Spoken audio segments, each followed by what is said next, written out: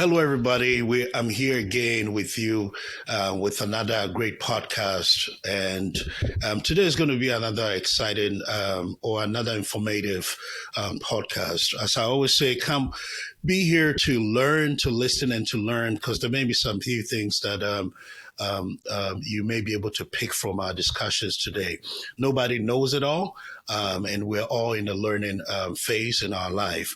I'm very excited to have someone with me here, and actually, I was just sharing with him that I watched his video on YouTube that talked about African history, the Untold Golden Age of Africa, and the information he shared in that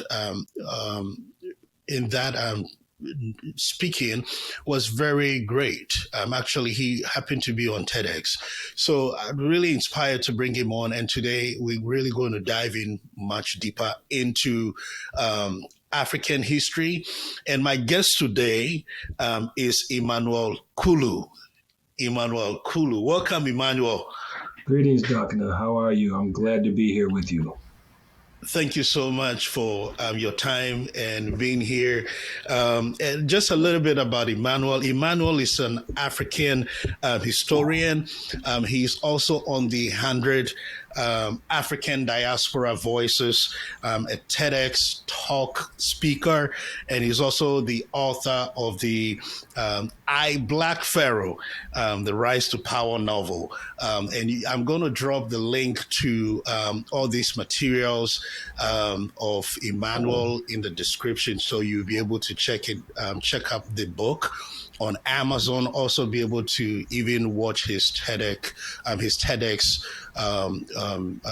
video also on YouTube. Well, Emmanuel, it's great to have you on. Let's dive into it. Why don't you tell us a little bit about yourself so we can get to know you? Yeah, so, I was born in Buffalo, New York. My father is from Cameroon. And my mother is from Chicago, the south side of Chicago.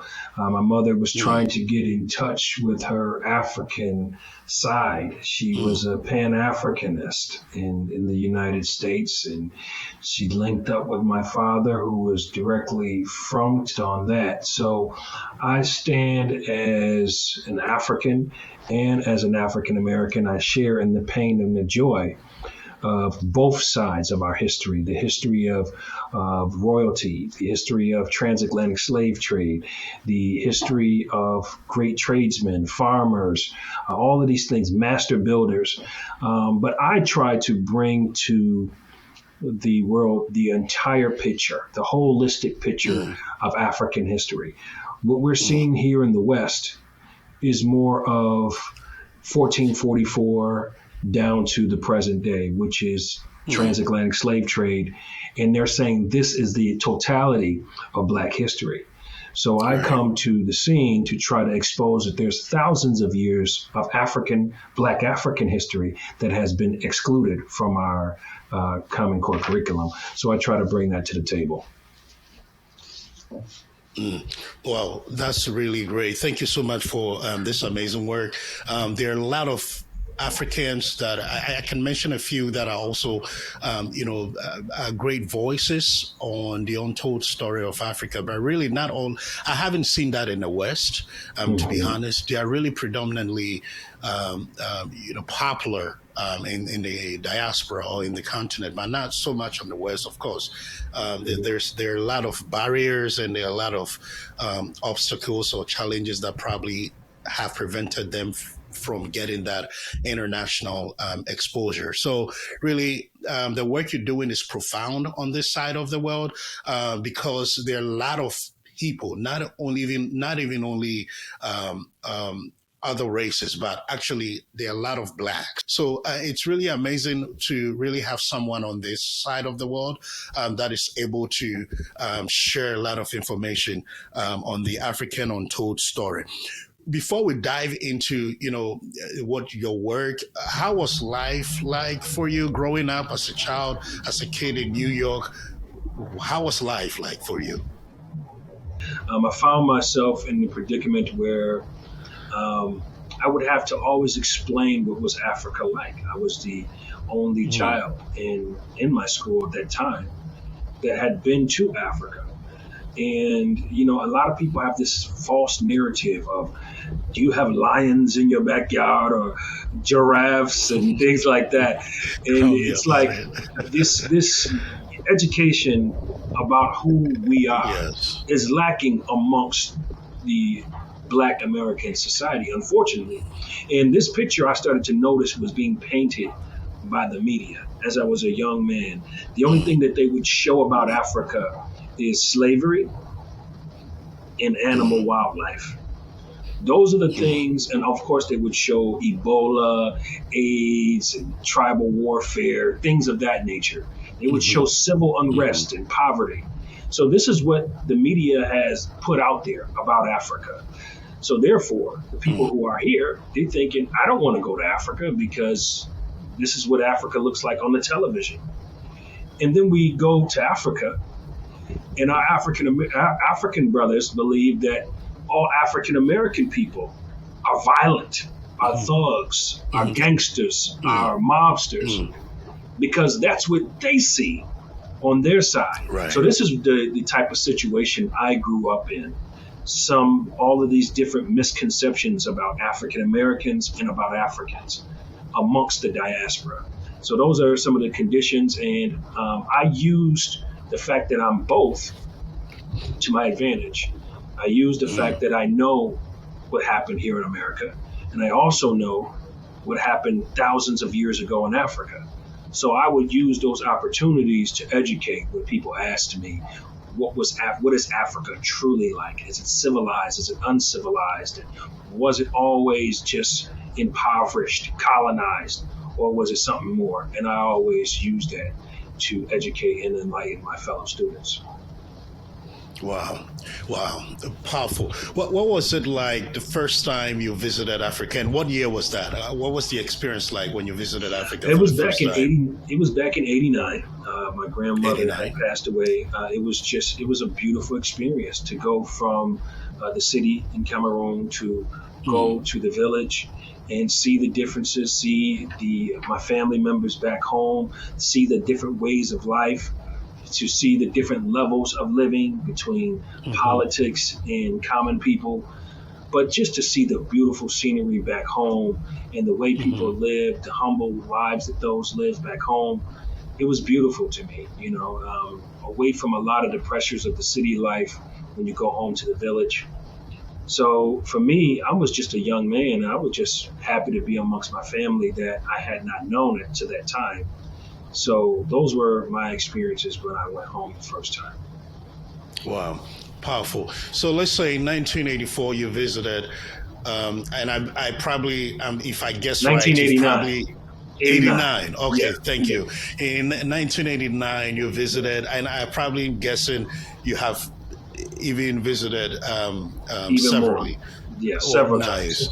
Yeah. So from 1989, from your perspective, okay, 1989 to now, the last time you visited Cameroon, and what tribe or which part of Cameroon are you from? Douala. Okay. What language do Douala? I know Cameroon, they're francophone. They're English speaking. You have the francophone, and then you have the English speaking. In Douala, they speak more English. So Douala. You have it mixed. It's still mixed, even on both sides. So because we have to interact with what's going on with Yaoundé as well. So same thing. My father is directly from Boya, Cameroon, though, which is a small region within that area. So. Wow. So how has it been like from between 1989 and the last time you visited? What changes have you noticed? What progress have you actualized or realized? Well, there's a lot more progress. Obviously, we're having more internet access and things of that nature. Currently in Cameroon, there's a lot of civil unrest right now. There's a lot of war between the North and the South. It's unsettling at the moment. So, but for the most part, it's still beautiful. It's gotten better. Technology has gotten better, of course.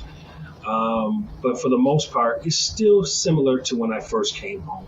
Still similar. You have your city, and then you have your village. So lifestyles are very similar, just probably more technology, internet access, and things of that nature. So. Wow, nice, nice. Let's talk about what you were doing before you became an African historian. What were you doing before that? I was in the film in the hip hop industry as a producer. I was in Oh that wow. industry for about Okay. 12 years. I always had a knack for music and listening to what people like to hear. I even dived into a lot of Afrobeat towards the end of my career, hip hop mostly.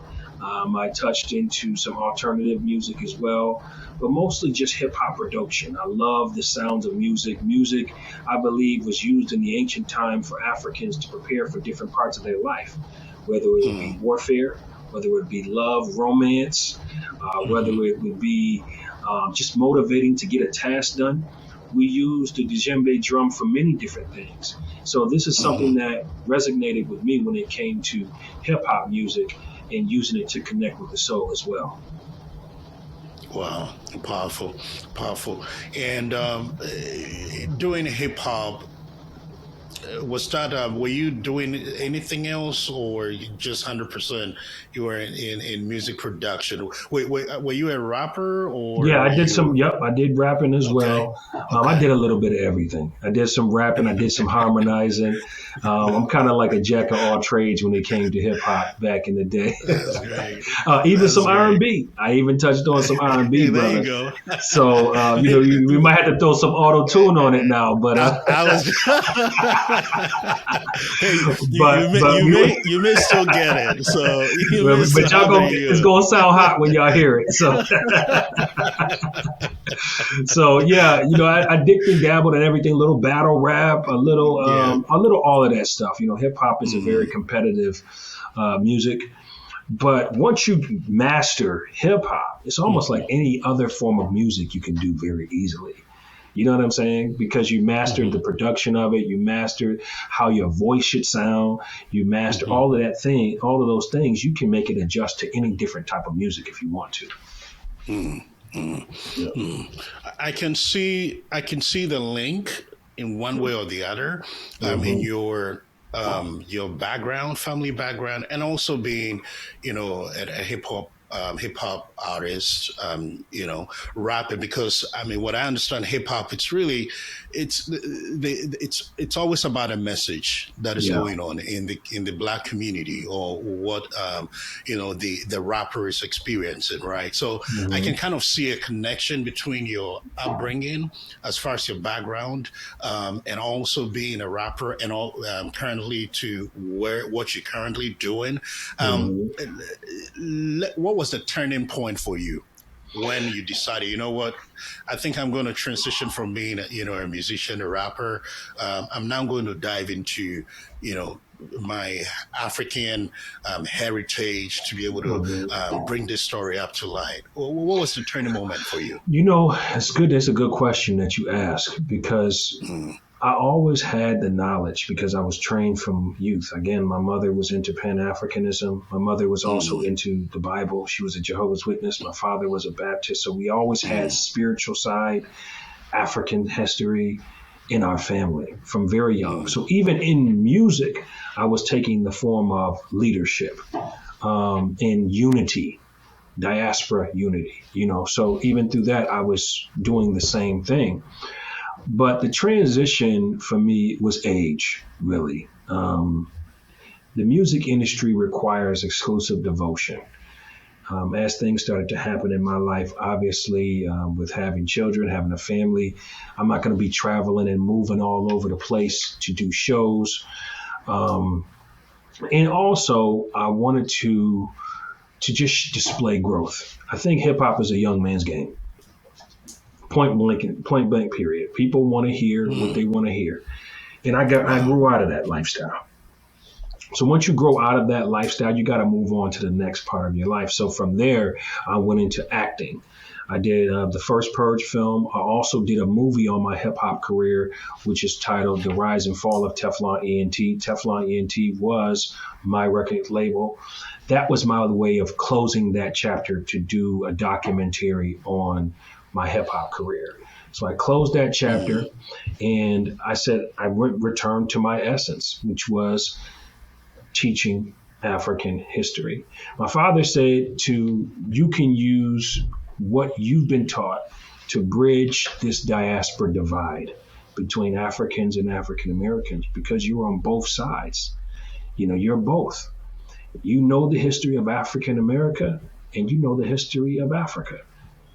Put these thousands of years of history, the powerful accomplishments of Africans in America and the powerful history of Africans in Africa and abroad.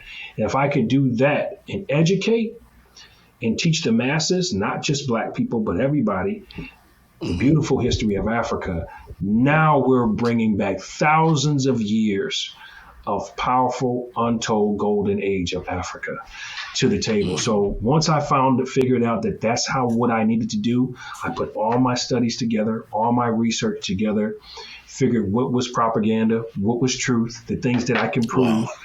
And here we are today. Wow. I feel like this is a legacy in a sense that your parent left for you. I don't know if you agree or disagree, but I mean, listen to your story. This is like they planted a seed in you.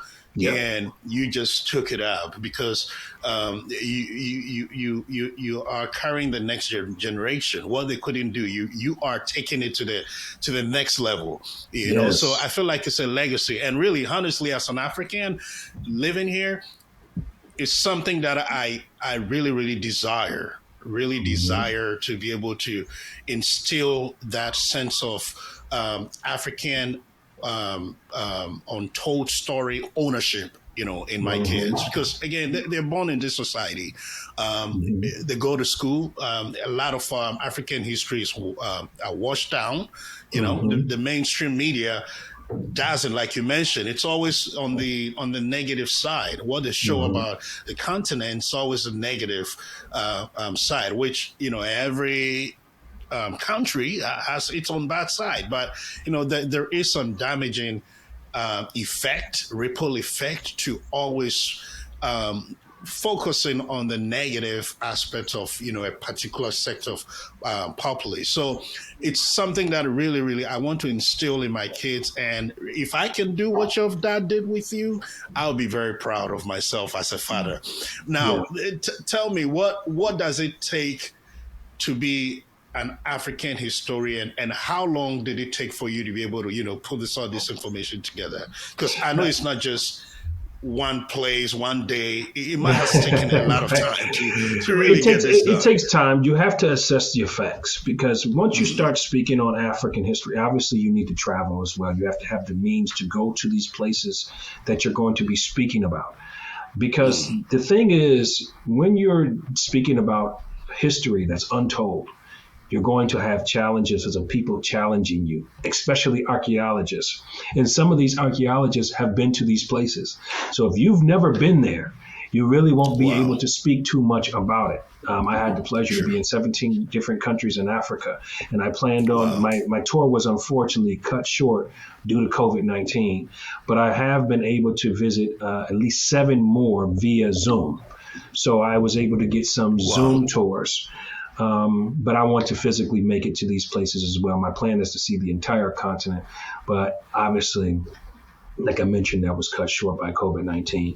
But you have to go to these places. You have to check your sources, because you need to be able, when you're speaking things on like a TEDx stage, TEDx will fact check everything you say. And if you're saying things that's incorrect, they will not post your TEDx. That's the thing about TEDx talks. So you have to have your facts in line. And doing conferences and seminars, you don't want to spread misinformation. There is a lot of misinformation out there. There are people who want to empower Africa, but some things we just can't prove yet. There are speculation of certain things that happened in the ancient world that some people may believe, but unfortunately, we can't yet prove it. Those things we just can't throw out there. So it's a responsibility that comes with it. It's the research, it's the travel, it's and it's having a good sense of resources and references to refer back to to prove the points that you're bringing forth to the light. Wow. How long has it taken you really to where you felt like I've really mastered, or maybe, of course, you will probably say you're still learning, but in my eyes, right, and I know probably, if you're listening or watching, you'll probably agree, but in my eyes, you are an expert, right? Yeah, So yeah. how long did it take for you to get to this point you are as an African A serious historian? study, 7 years. Again, this Okay. has always kind of been with me. My father used to give me little jewels as a child. My mother, the same thing. We would always be studying and checking references. I remember, for example, when I was a young man, I did a project on, we had to choose a great ancient character. So I went all the way back to ancient Egypt, and I chose King Tut. And I brought a illustration of King Tut, went and got some clay, went and got a mannequin, and we made sure we made King Tut a black man. That was one of the main things that we did. We got some gold clay, and we painted the clay gold, and we doctored it up real nice for his headdress. And the teacher said, well, it's a great project. The effort is amazing, but we're going to give you a B- because it's historically inaccurate. Now, this was in the 4th grade. And I was so upset because we worked so hard on it, brother. And I bet. the reason why it was historically inaccurate was obviously because it was a black man and my teacher was a white woman. So I watched my father argue with my teacher after school over that B-. And it just watching him and how passionate he was about that, it's something I remember to this very day. And people always ask me, why are you always talking about Egypt being this and Egypt and Egypt and Egypt? And I'm like, because they were Africans. They were black Africans. And it's very important to know that black Africans built that civilization. And even down to this very day, you turn a dollar bill around, you can see a pyramid. You can also see an eye, which represents the enlightenment of African people at that time. So this is why it's so important to restore ancient Egypt back to its true African context. But this is things that I was learning I learned when I was in 4th grade. So for me, it's been all my life, but serious study, it's been 7 years. Wow. To become an African historian, there are a lot of challenges that I bet you probably face, criticisms. There are a lot of maybe hindrances you may face. Can you touch on those? What are some of the issues that you when encounter? I first came out with my book, I Black Pharaoh Rise to Power, obviously I intentionally had a Sudanese model be on the cover. And he's a very dark-skinned man.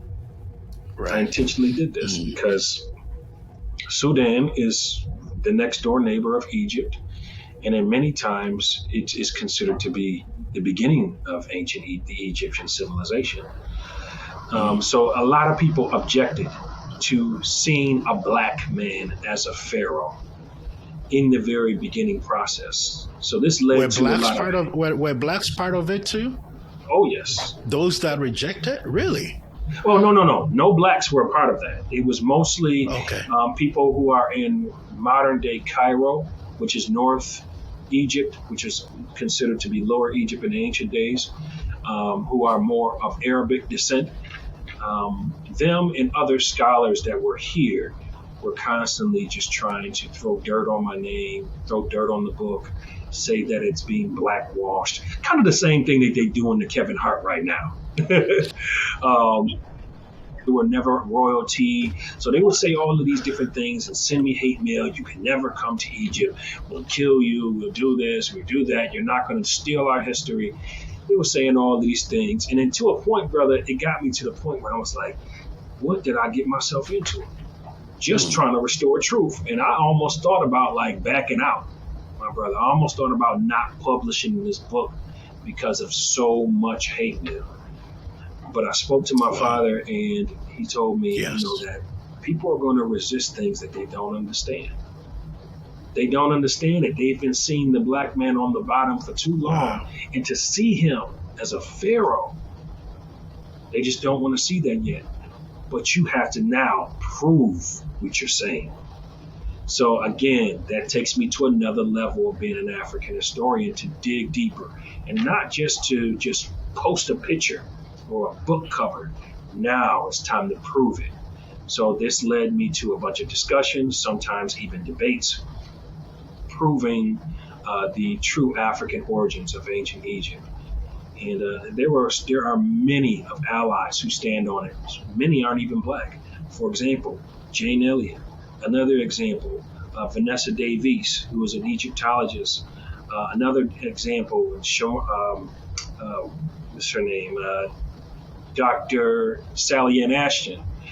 There are many other scholars, Robert Bouval, who constantly speak on the African origin of ancient Egypt.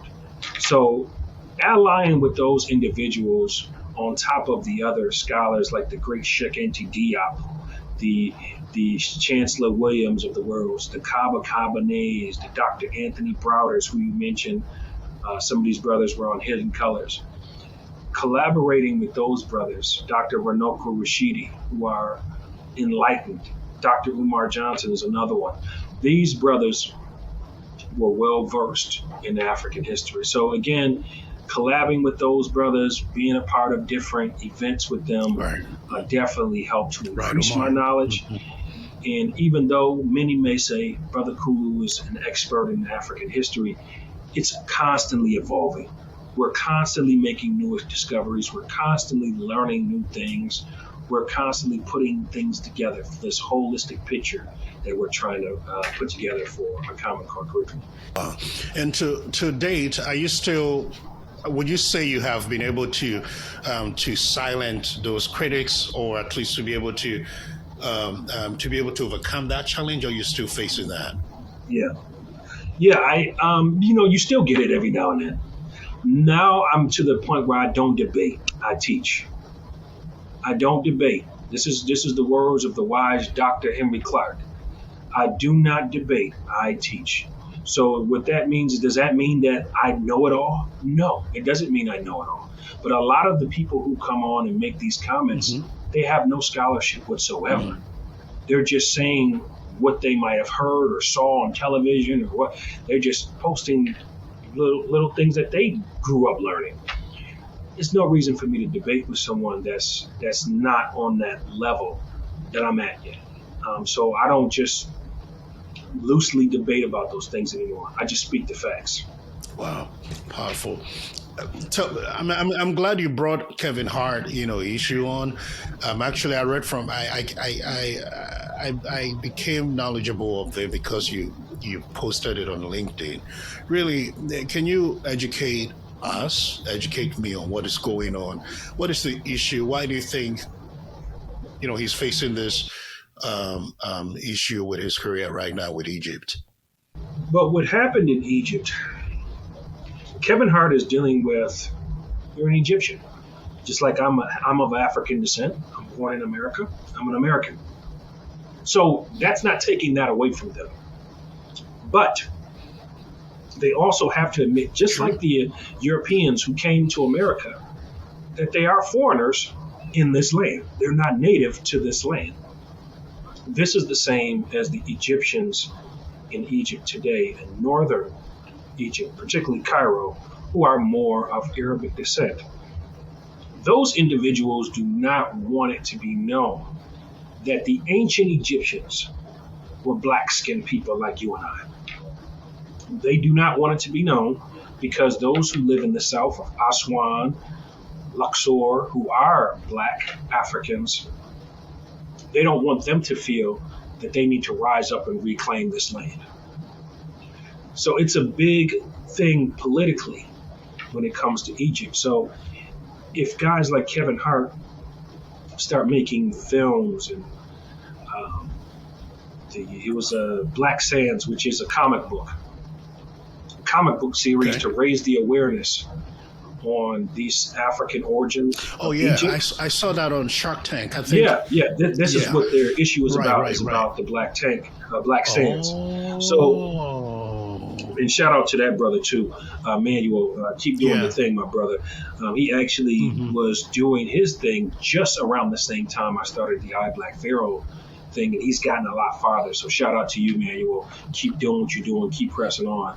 But when Kevin Hart allied with him to try to build that Black Sands brand, it became a problem. So now they're saying, we're going to boycott you and your comedy show, which has nothing to do with history.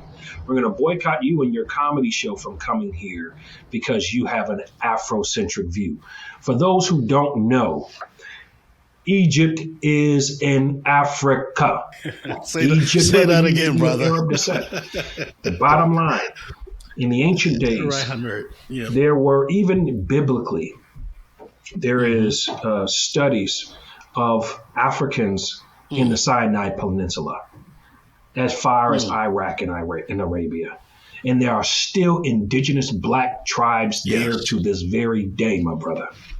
So to think that black people have been all over the world, and there's proof of these things. So I challenge everybody to go look up the UNESCO debate of 1974, I believe, either 1971 or 74, one of the two. But I believe it's 74, where Sheikh Anta Diop shut down the Egyptologists.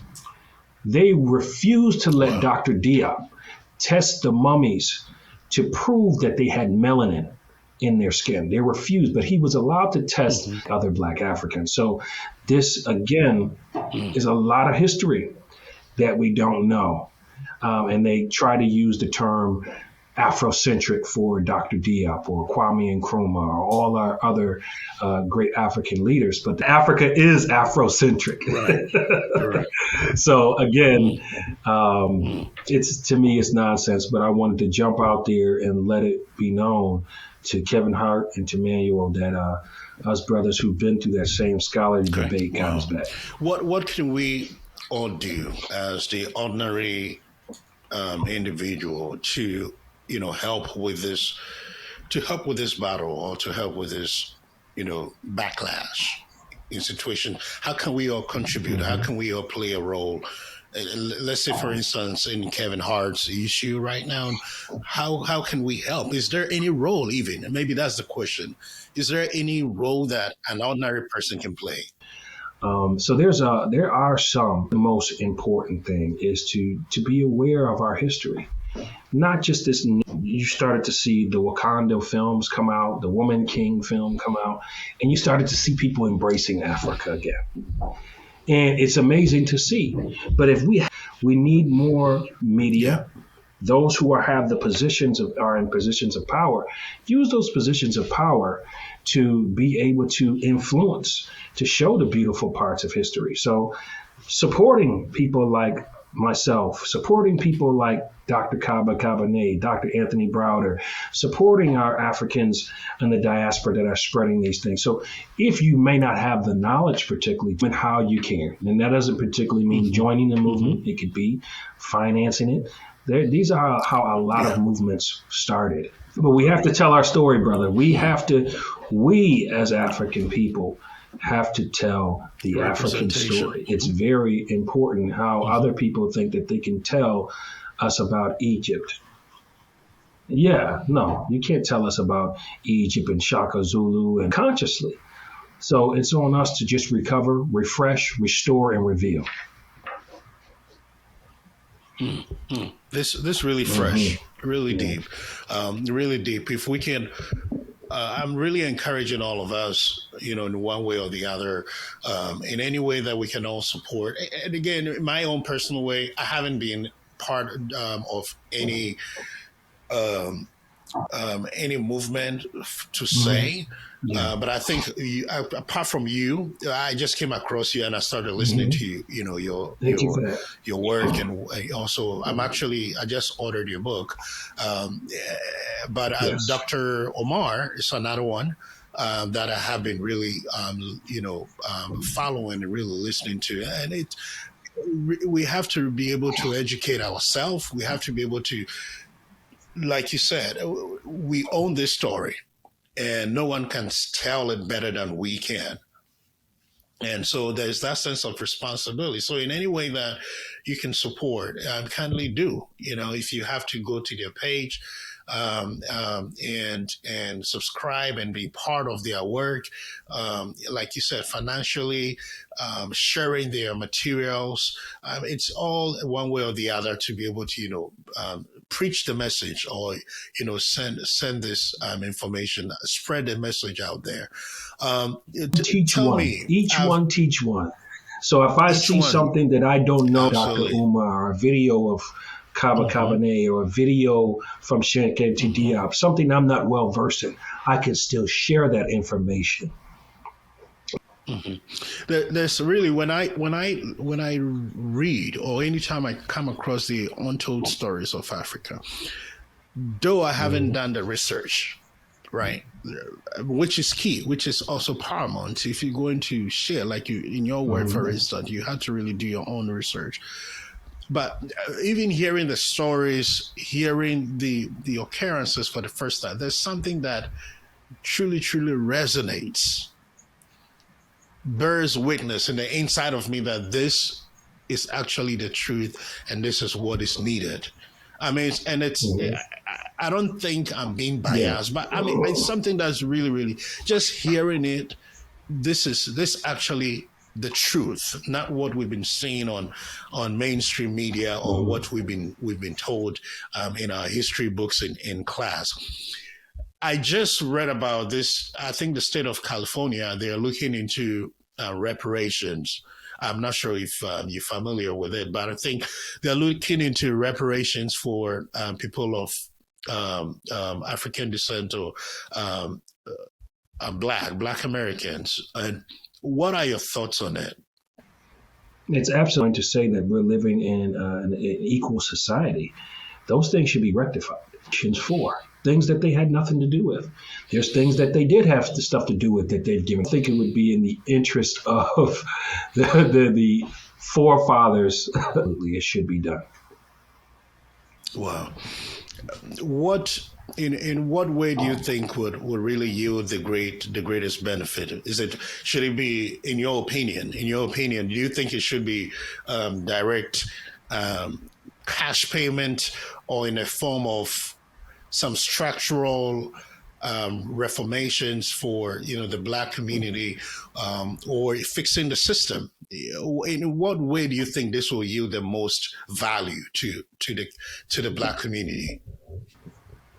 I mean, even to an extent, free education could be a benefit.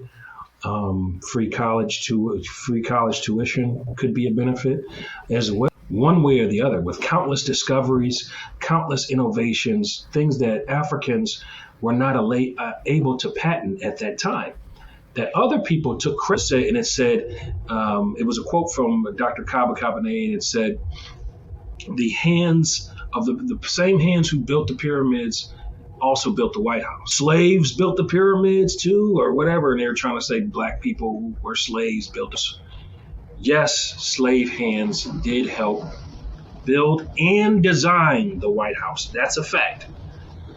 But taking it back to the Africans in Egypt, there was a place called the White House.